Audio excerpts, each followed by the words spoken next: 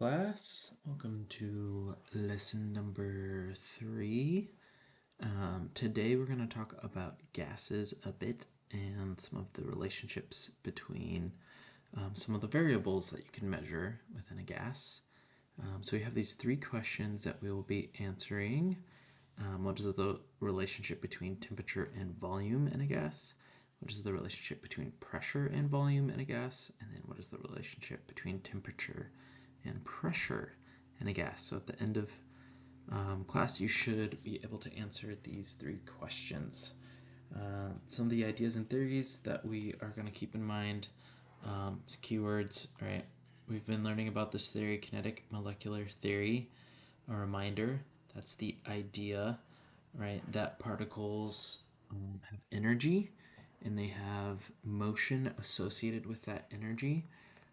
And if we think about phases of matter as particles with energy, that helps us understand why they are solids, liquids, and gases and how they transition between those states, right? So each particle has some energy. The more heat you give it, the more motion energy it gets. So we'll kind of use this framework to help us understand these questions. And then, yeah, these are like the 3 keywords we're going to be focusing on: temperature, pressure, and volume. And we know that temperature is associated with energy. It's like a measure of the average energy, motion energy of all the particles in your system. Pressure, right? That's like the force per square area that something is exerting, like a gas. The gas particles are colliding with the container, so they're exerting a force. That force is associated with the pressure. And then the volume is the amount of space that our gas is going to take up. Today, though, you are going to use a simulation to explore these ideas. So you're going to have a worksheet and it has some fairly detailed instructions that's going to explain how to explore these things in the simulation.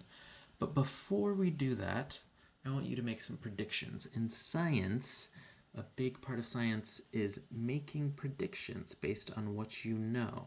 So you're going to get your worksheets, and in the boxes on that very first part, I want you to draw diagrams of what you think 10 gas particles would look like if you could zoom in really close and see them. So just use like dots for the particles and arrows to show their movement. And the size of the arrow is going to show their velocity, or how fast they're going. So within each of these boxes, draw your 10 particles and then draw arrows to show their speed. So if you think they're going to be going slow, draw short arrows. If you think they're going to be going fast, draw bigger arrows. And these should all be like relative to each other. So like, which containers have the fastest particles, which containers have the slowest particles, right? And they each have the same amount of particles, so we're just changing variables within each of these, right? So go ahead, take a moment and make some predictions. There's no wrong way to do this. It's part of science. You just make a guess based on what you know. So pause the video and make your predictions for what you think those gas particles would look like in this container.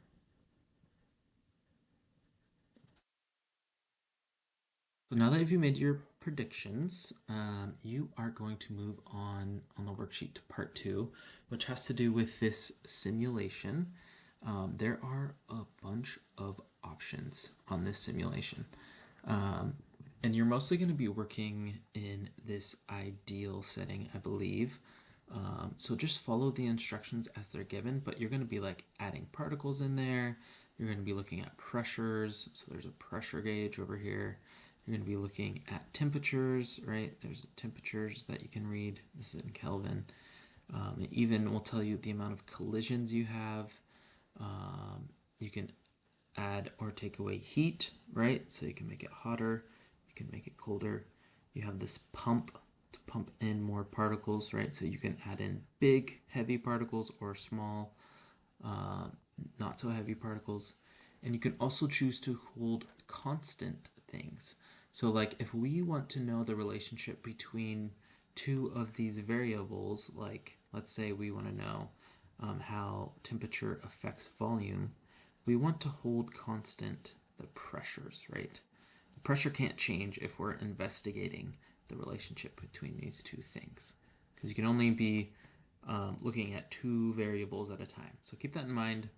I believe the instructions have you hold constant the right things as you work through it. Um, but yeah, there you can see here, these are like the weights of the particles. Um, there are a bunch of things that you are able to do, but just follow the instructions and you should be able to find the answers. But you're going to work through the worksheet, answer the questions as you go. At the end of it, they ask those 3 questions that I asked at the beginning of this slideshow. So you're going to come up with your answer for the questions that I asked. I'm going to go back to those for a second. So this is what we're trying to figure out. The relationship between temperature and volume, right? So as you investigate that, we'll keep pressure constant. We want to know the relationship between pressure and volume. So the temperature will be constant during this investigation. And then the relationship between temperature and pressure. So the volume will be constant during that part of the investigation. If you're able to get through all of this, I'm going to talk through each of these relationships. So I'm going to have you pause the video. Everybody's going to work through the worksheet. You'll get your answers, and then I'll talk through the answers. And then I'm guessing we're not going to have time for the next part, but there is a part 3 called diffusion, which is like the next part of gas behavior that we'll talk about. So if you have extra time, you can always get started on that part of it. So pause the video. I know this is going to take a little while, but work through those worksheets, and I will see you in a second. Okay. So hopefully you were able to get through those worksheets. Now I'm going to talk to you about these relationships. Hopefully you were able to figure out the answer to those 3 questions. So let's look at the effects of temperature on volume, right? So down here we have our container with gas particles, and it has a little bit of heat, so not much. This would be like a cold container. This would be a hot container. And we can see that as we give it more heat, the volume, or the amount of space that it takes up, increases. So you could represent that on a graph like this, right?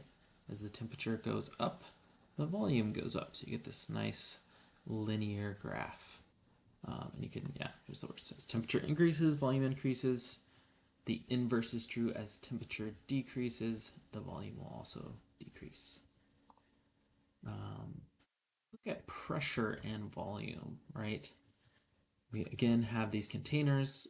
This arrow is indicating more pressure and less pressure, right? So we can see that as pressure increases over here on this graph, the volume will decrease.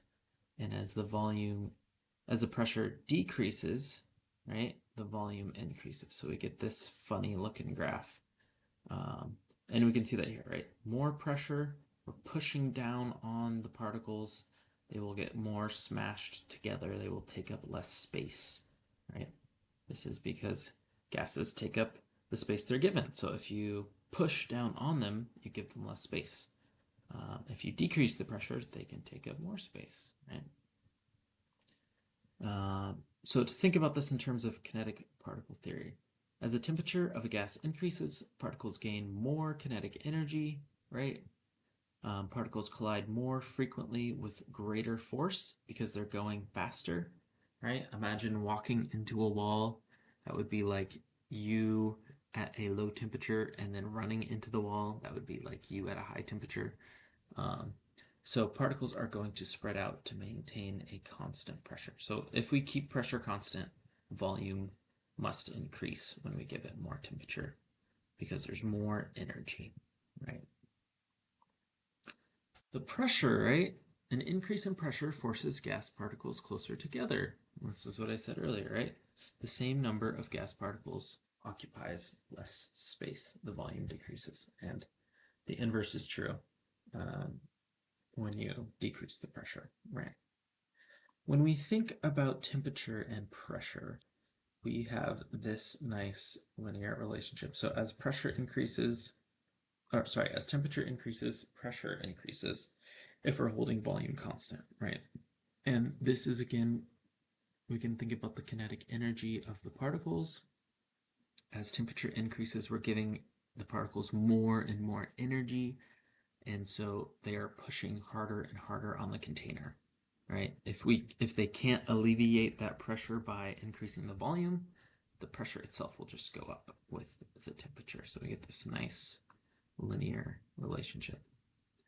Um, so those are the answers to those three questions. Hopefully you were able to discover those with the simulation.